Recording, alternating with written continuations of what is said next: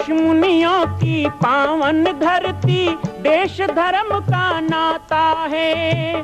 कहते सारे लोग यही हैं, गो हमारी माता है। जाग उठो ओ भारतवासी, जाग उठो ओ भारतवासी, गो पर छुरियां चलती हैं। बंद करो गो माँ की हत्या, सारी जनता कहती है। बंद करो गो माँ की हत्या, सारी जनता कहती है।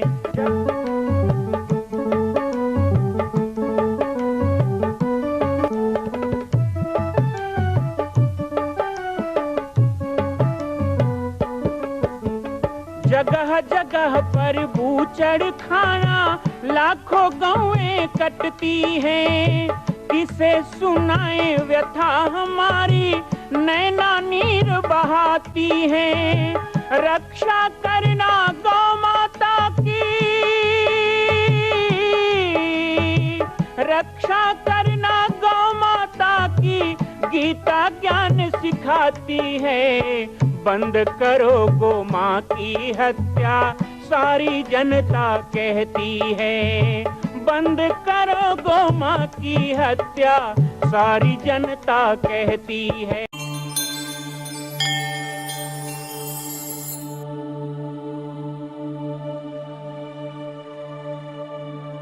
हाँ, वैसे जगह खिस्सा बना है, पूछ मत। तो लक्ष्मी की इज्जत भी, तो लक्ष्मी मानोगी भाई, धन लक्ष्मी है ऐसा मानो तो उसका सम्मान करोगे और सोचोगे कम से कम कहाँ लगाए कहाँ ना लगाए। हमको तो कई लोग जलन खो लोग बोलते हैं, ये जहां जा बैठे पैसा चढ़ाते हैं सब, जहाँ का हो गए। अरे चढ़ैया नहीं लागत तुला का बुखार चढ़ते नहीं बालक जहां जाए बैठी तन पैसा चढ़ कौन देगा, पैसा चढ़ा क्यों चढ़ाते हैं भाई इसको पैसा। अरे हम, मुझे एक जने पूछा है आप जहां जाओ पैसा चढ़ा, मैं कहा देखो भाई वो लक्ष्मी है और हम नारायण नारायण करते हैं तो लक्ष्मी नारायण के पास ही तो आएगी है? तुम भी नारायण नारायण करो, लक्ष्मी कभी जाएगी ही नहीं। लेकिन तुम राम रामायण में कहीं दूसरा का टाइम करोगे तो गलत बात है।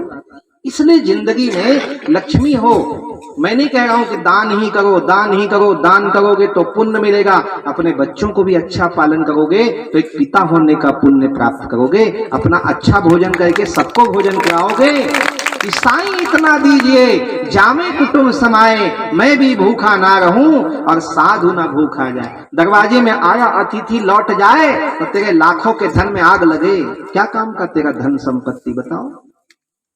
यदि तेरे लिए और तेरे घर में आने वालों के लिए भोजन नहीं मिल पा रहा है, कोई गरीब के लिए तुम कुछ कर नहीं पा रहे हो, समाज के लिए कुछ कर नहीं पा रहे हो। आज समाज हमको देता है, हम समाज को देते हैं, यही परंपरा है।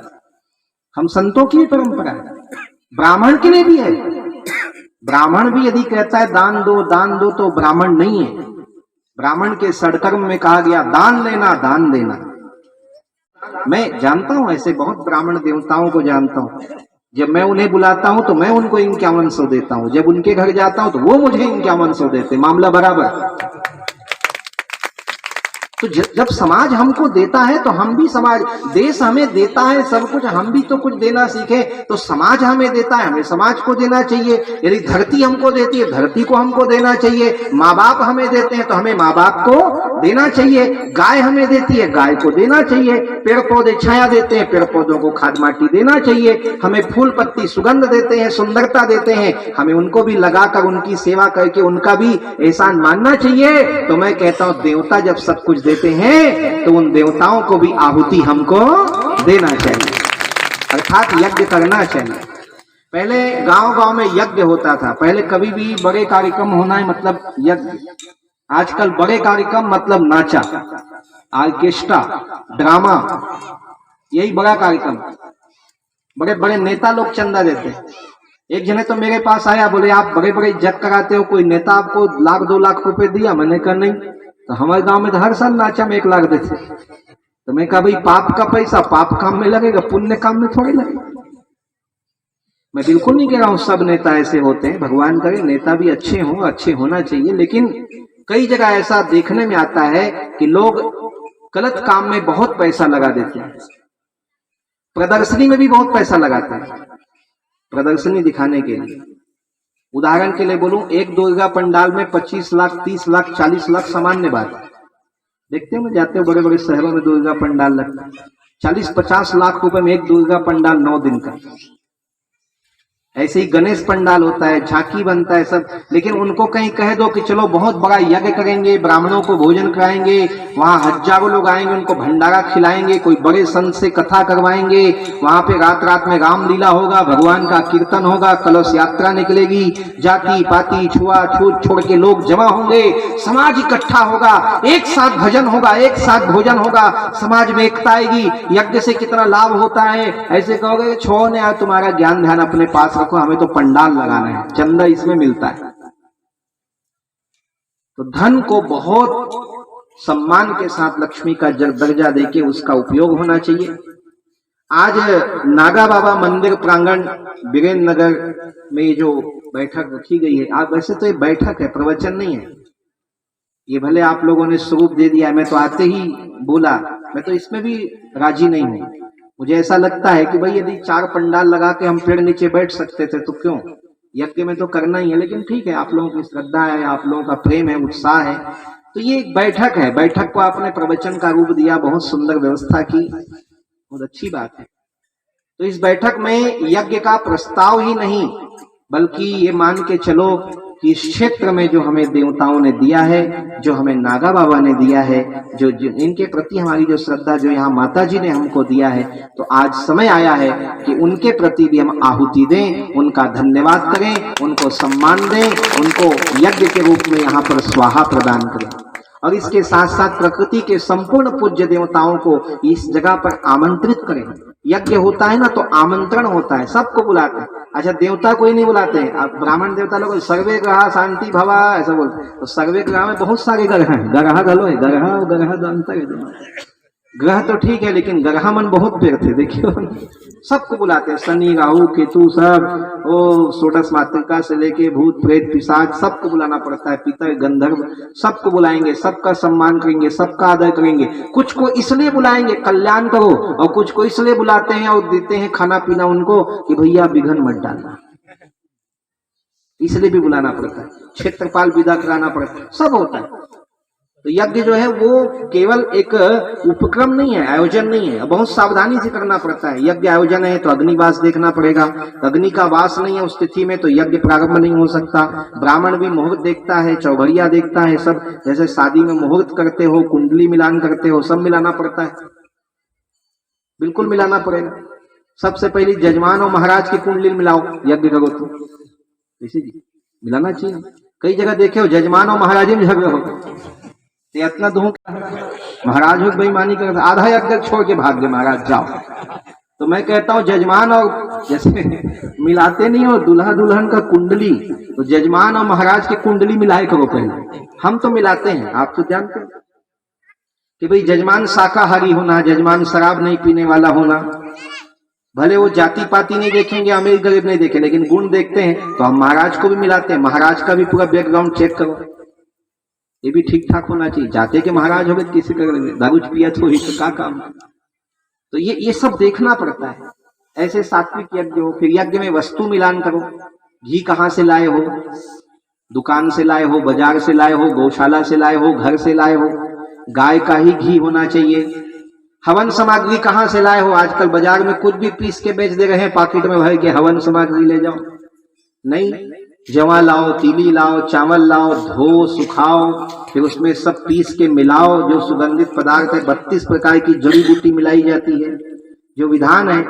फिर लकड़ी कौन सा लाए हो, डिपो से तो उठा के नहीं ले आए हो, तो नहीं भाई आम है, बरगद है, पीपल है, फुरहर है, गस्ती है, डूमर है, चिड़चिड़ा है, जो 7 जात की लकड़ी है वो लाओ।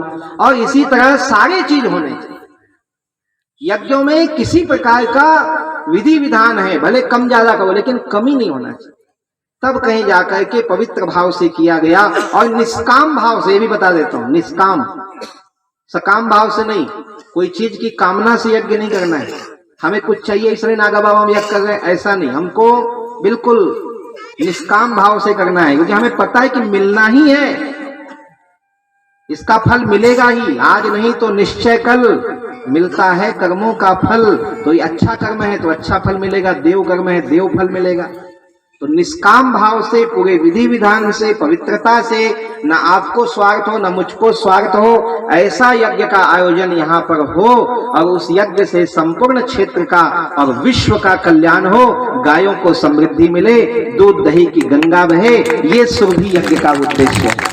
तो मैं सुरभि यज्ञ का यहाँ पर प्रस्ताव रख रहा हूँ। अब कुछ बातें बैठक के रूप में हम करेंगे आप सभी से, साथ ही साथ कुछ हमारे प्रमुख जन यहाँ आए हुए हैं, क्षेत्रवासी आए हैं, आप लोगों का विचार भी लेंगे। 8-10 विषय हैं जिन पर चर्चा होनी है। सबसे पहला, फिर बाद में तो हम इसे सर्वसम्मति से एक एक प्रस्ताव को पारित करेंगे। सबसे पहला, कितने कुंड का यज्ञ हो, 5 दिवसीय 11 जनवरी से 15 जनवरी हो, नागा बाबा मंदिर प्रांगण में हो, कितने कुंड का यज्ञ हो, यजमान आज लोग जो बता सकें। यजमान यहाँ पे 5 कुंड का होगा तो 7 कुंड का होगा तो 9 कुंड का होगा तो 11 यजमान होंगे। तो यजमान के लिए जो परिवार यजमान बनना चाहते हैं तो वो भी आज बता सकते हैं या फिर सूचना सुन के जाएंगे। इसी तरह विप्र व्यवस्था, टेंट व्यवस्था, माइक व्यवस्था, गाय के घी का कितना घी दान में मिल सकता है। वैसे तो आज स्वैच्छिक घोषणा भी होनी है। स्वैच्छिक घोषणा का अर्थ है कि यज्ञ में हमें जो देना है वो तो देना ही है। अभी तो रसीद छपेगा, समिति बनेगी, गांव गांव में रसीद बुक जाएगा। लेकिन जैसा परंपरा है पाटेश्वर धाम के यज्ञों के संचालन में, अब कोई नया बात नहीं, आप लोग सब जान चुके हैं कि आज ही भाई कल करे सो आज कर, हम घोषणा तो कर दें, संकल्प तो कर दें। अब नाप तोल तो हो गया है, देख ही लिया फसल वसल कितना है, कितने बेचने वाले हो, खरीदने वाले हो। तो थोड़ा एक जो घोषणा का कार्य है, स्वैच्छिक घोषणा, तो स्वैच्छिक घोषणा का भी क्रम होगा। साथ ही इसमें घी के बारे में जरूर बताएंगे, तो हमें बाहर से घी मंगाना पड़ सकता है तो मंगाया जाएगा। और इसी तरह आज के बैठक में हमें संपर्क यात्रा, आसपास के गांव में, कुछ गांव में जाके बैठक लेना है। कुछ गांव वाले यहाँ आए हैं जो ये कहें कि हमारे गांव में आप आइएगा, या फिर जो मुख्य समिति है वो बनाएगी योजना की किन किन गांव में जाना है। किस में श्रमदान की आवश्यकता भी होगी और वस्तु भी लगते हैं। यज्ञशाला का निर्माण, कुटिया का निर्माण, मैदान का समतलीकरण, रसोई का निर्माण, ये सब करना होगा। इसी तरह रसोईया की व्यवस्था, रात्रि में क्या कार्यक्रम रहेगा उसके लिए मंडली की व्यवस्था, प्रेस पोस्टर, रसीद की व्यवस्था, आवास निवास ब्राह्मण और संतों का, साथ ही कलश निर्माण, मूर्ति निर्माण, लकड़ी के समान प्रशासनिक व्यवस्था, जैसे पुलिस विभाग हो गया, पीएचई विभाग हो गया, फॉरेस्ट विभाग हो गया। तो ये सभी लोगों से बातचीत करना समिति का काम होगा। और एक समिति निर्माण भी यहाँ हो, और साथ ही साथ क्या यज्ञ में कोई बाहर से भी हमें मुख्य अतिथि बुलाना है और कथा का आयोजन करना है तो कथा कौन करेंगे, इस बारे में भी चर्चा होनी है।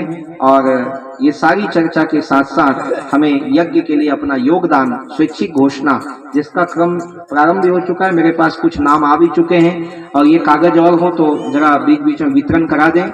तो इसमें अपनी स्वैच्छिक घोषणा यज्ञ के लिए आप लिख करके देंगे, वो लिखा हुआ रहेगा, देने के लिए भी 1 महीने समय है, जैसा कि हर यज्ञ में हम लोग करते हैं। ये बहुत अच्छी स्वस्थ परंपरा है और इसी परंपरा के आधार पर मिल जाए से दूध है वाली बात आती है। पाटेश्वर संस्कार वाहिनी, पाटेश्वर संस्कार वाहिनी का गठन पूरे प्रदेश में हम एक साथ कर रहे हैं। बहुत लोग आज पहली बार सुन रहे होंगे, तो उनको जानना जरूरी है कि क्या चीज है। और वीरेंद्र नगर में जो हमारे युवा सामने बैठे हैं, आप लोगों को, हमारी महिला समूह की माताओं को, आप सभी आयोजक लोगों को, सबको मैंने बैठक में भी कहा था। और खासकर जन सेवा समिति, नागा बाबा जन सेवा समिति, कितने सदस्य हैं? कितने सदस्य हैं समिति में? 50 सदस्य हमारे समिति में है। युवा मंडल है, मानस मंडली है, महिला समूह है। वीरेंद्र नगर में महिला, पुरुष और बालिकाएं भी, हमारी बहनें भी कुछ आई है ना, 10वीं 11वीं पढ़ती हैं, कॉलेज कर रही हैं हमारी बहनें। आप लोग भी ध्यान दें, आप लोगों के काम की बात बता रहा हूं। तो हमारी बहनों के लिए, युवाओं के लिए, बुजुर्गों के लिए, समिति वालों के लिए, रामायण मंडली के लिए, हमारे महिला समूह के लिए, सबके लिए बता रहा हूं।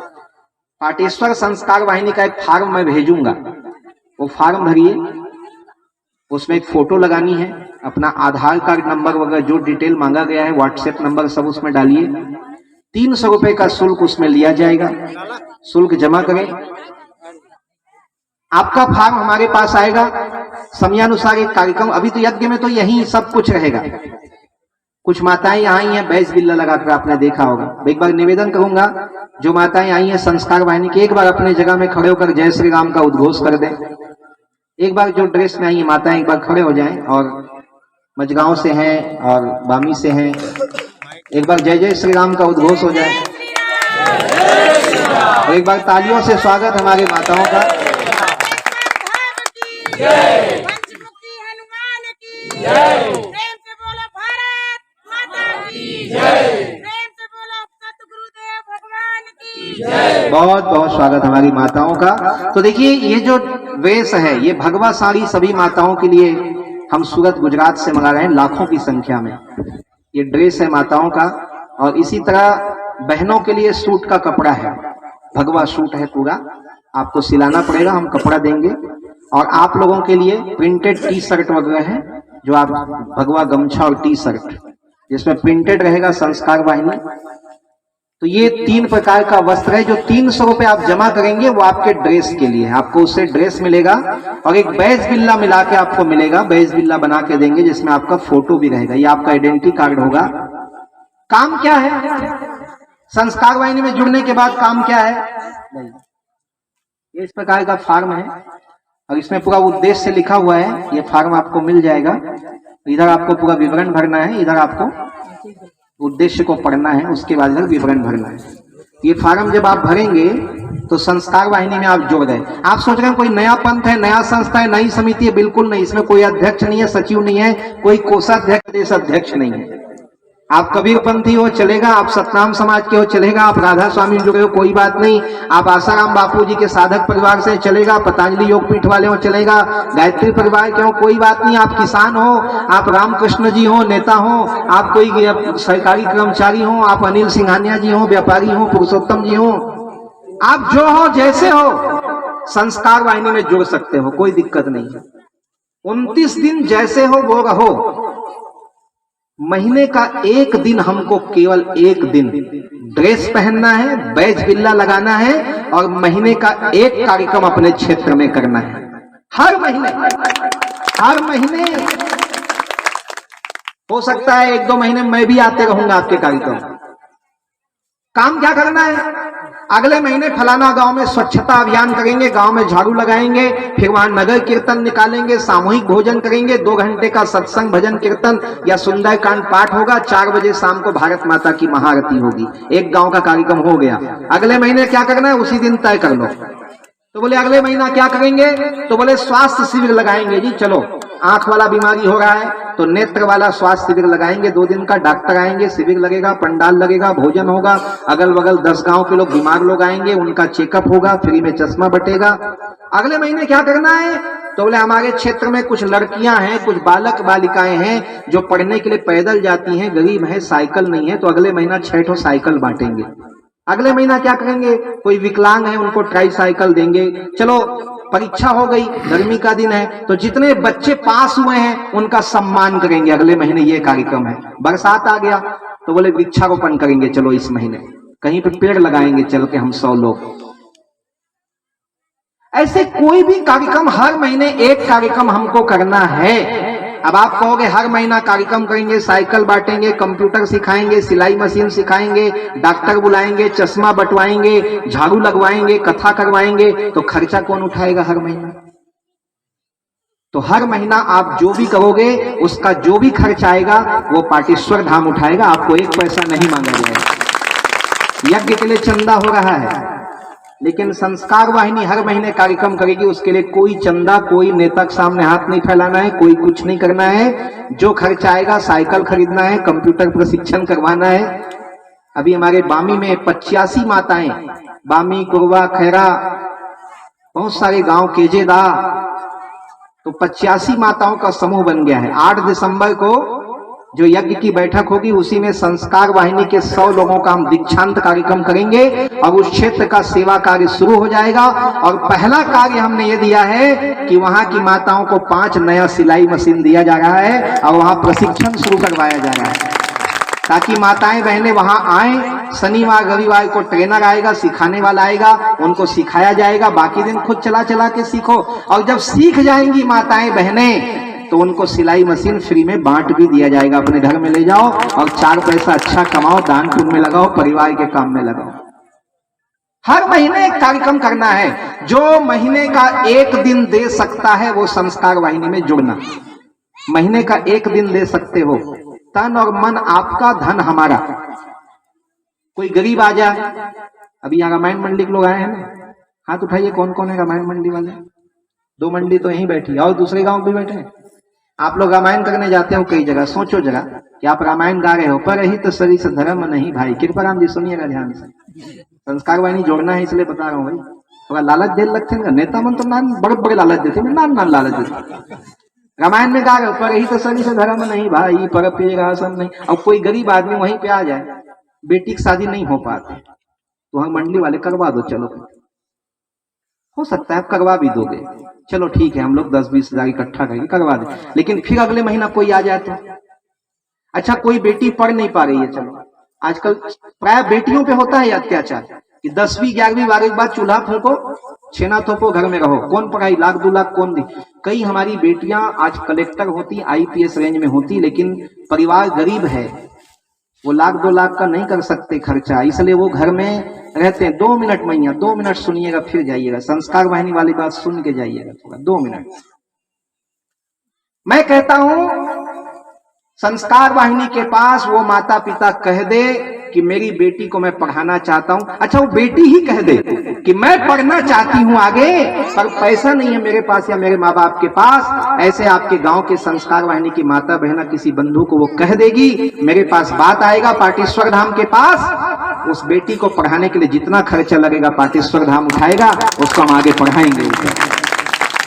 और ये कोई नेता की घोषणा नहीं है, मोल जीता हूं तब कर हूं, इसे कहा था मैं जीते जुता हूं, मोला का जीता ही। हमें क्या करना है नेतागिरी से, मुझे कोई स्वार्थ नहीं है। मैं बस इतना चाहता हूं कि मेरा आज बालक दास गुरुदेव ने कहा, लेकिन आप लोगों ने बालक भगवान कह दिया। भगवान कहना अच्छी बात नहीं है, लेकिन यदि आप लोगों ने मुझे कुछ दिया है, प्रेम दिया है, सम्मान दिया है, पैसा दिया है, बहुत कुछ दिया है, तो आज समय आया है कि समाज के लिए लगा दूं। पूरे छत्तीसगढ़ प्रदेश में 1 लाख की संख्या में संस्कार वाहिनी का गठन करना है, तो इसमें जितने आप यहां बैठे हो आपकी भूमिका सुनिश्चित होनी चाहिए। आप लोग यज्ञ के पहले जुड़ जाओ, ये फार्म मिल जाएगा, इसे भरना है और पाटेश्वर धाम तक पहुंचाना है, या फिर यहाँ हमारे जो प्रभारी लोग हैं उन तक पहुंचाइए। और जो प्रभारी मंडलाधिकारी खुद नहीं जुड़े हो, पहले जुड़ो, अपने गांव में जुड़ो। सूरजपुरा में भी 100 लोगों की मजबूत टीम खड़ा कीजिए। सूरजपुरा के पुरुष, महिला, माताएं स्वयं से शुरू करो। कौन जुड़ेगा नहीं, आप पहले जुड़ो जो यहाँ बैठे सुन रहे हो, और अपने घर की फिर श्रीमती को जोड़ो, फिर अपनी बेटी को कहो तुम भी जोड़ो। हम वस्त्र विन्यास भेजेंगे और यज्ञ के समय तो यहीं पर एक काउंटर बनाएंगे संस्कार वाहिनी का, यहीं कपड़ा लत्ता बैग बिल्ला फार्म सब रहेगा, तुरंत भरो तुरंत कपड़ा लो। लेकिन पहले जुड़ जाओगे तो कुछ सिलवाना विलवाना पड़ता है ना, लड़कियों को सूट वगैरह, ठीक हो जाएगा। तो थोड़ा पहले भी मैं घूमने भी आऊंगा, यज्ञ प्रचार तो भी कर सकते हैं, तो जानकारी ध्यान में रखना। और हर क्षेत्र में 100 लोगों की संख्या बने, आप अपने ही क्षेत्र में हर महीना कार्य खड़ा करो, और कार्य करने में जो भी असुविधा होगी मैं आप सबके साथ हूं, आपके साथ मिलकर चलूंगा। कोई महीना मैं भी आऊंगा, चुन लो कौन कौन गांव में गड्ढा है, नाली है, गंदगी है, हम साफ करेंगे जाके। गांव हमारा है, गली हमारा है, समाज हमारा है, ये देश हमारा है, हम नहीं करेंगे तो कौन करेगा। आज तुम नेता पीछे भागते हो, नोट कर लेना, एक दिन आएगा संस्कार वाहिनी को खड़ा करो, सारे नेता और पार्टी तुम्हारे पीछे भागने लगेगी, संस्कार वाहिनी के पीछे हाथ जोड़े, वो दिन आएगा। क्योंकि ये सेवा संकल्प से होता है, ये करना है हमको। तो 8 दिसंबर को इसलिए भी बुला रहा हूं आपको कर्मा धाम, क्योंकि आप 100 लोगों का दीक्षांत कार्यक्रम देखोगे। एक ड्रेस में जब सब रहेंगे तो दीक्षांत कार्यक्रम, संकल्प सभा और नए काल की शुरुआत। आप काम आज तक ये हुआ है, आप देखते हो जरूरतमंद आंख मूंद लेते हो, अब आंख मत मूंदो। यदि जरूरतमंद दिखे तत्काल संस्कार वाहिनी को बताइए, उसको तत्काल सेवा दिया जाएगा, सुरक्षा दिया जाएगा और संस्कार दिया जाएगा। मां कौशल्या की पावन जन्मभूमि छत्तीसगढ़ प्रांत में बालोद जिला में स्थित है श्री सर्वसिद्ध शक्तिपीठ जामड़ी पाटेश्वर धाम। परम पूज्य सद्गुरुदेव राजयोगी बाबा जी की तपस्थली श्री पाटेश्वर धाम और विश्व के अद्वितीय मां कौशल्या जन्मभूमि मंदिर निर्माण का दर्शन करने और इसी प्रकार समसामयिक विषयों पर अपना ज्ञान वर्धन करने के लिए और 10,000 गायों के लिए बनने वाले श्री हनुमान नंदीशाला गो अभ्यारण्य का समाचार प्राप्त करने के लिए आप सभी देखते रहें YouTube चैनल पर राम बालक दास, और हमारे चैनल को आप सभी सब्सक्राइब करें, घंटी का बटन दबाएं ताकि आप सूचनाओं से जुड़े रह सकें। जय श्री राम, जय गौ माता, जय गोपाल।